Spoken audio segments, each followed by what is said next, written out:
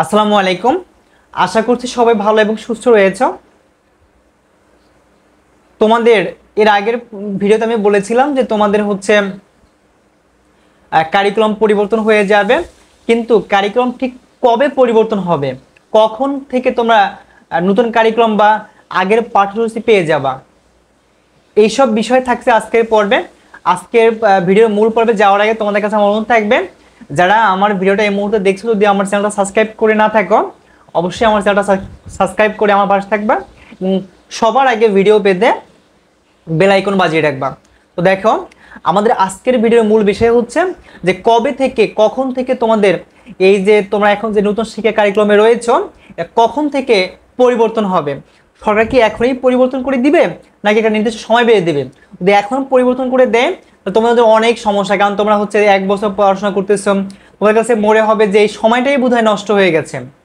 আসলে এইসব অনেক কিছু বিবেচনা করে সরকার সিদ্ধান্ত নিয়েছে যে তোমাদের যাতে এই সময়টা নষ্ট না হয় এবং তোমাদের পরীক্ষা যাতে সঠিক সময় নেওয়া যায়, এই ব্যবস্থাই করা হয়েছে। এখানে বলা হয়েছে যে তোমাদের দেখো, তোমাদের ষষ্ঠ সপ্তম নবম অষ্টম নবম এই মানে ষষ্ঠ থেকে নবম শ্রেণী পর্যন্ত তোমাদের নতুন কারিকুলাম ছিল এবং এই কারিকুলামই তোমরা পরীক্ষা দিচ্ছিলা।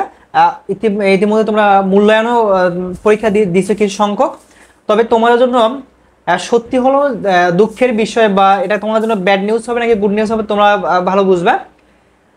তোমাদের এখন যারা নতুন শিক্ষা কারিক্রমে রয়েছে, তোমাদের পরীক্ষা সিস্টেম আগের পদ্ধতিতে হবে। আগে বলতে হচ্ছে আগে যেমন সৃজনশীল ছিল, এমসিকিউ ছিল, মানে আগের শিক্ষা কারিক্রমে যেমন পরীক্ষা পদ্ধতি ছিল এখন তেমনই হবে।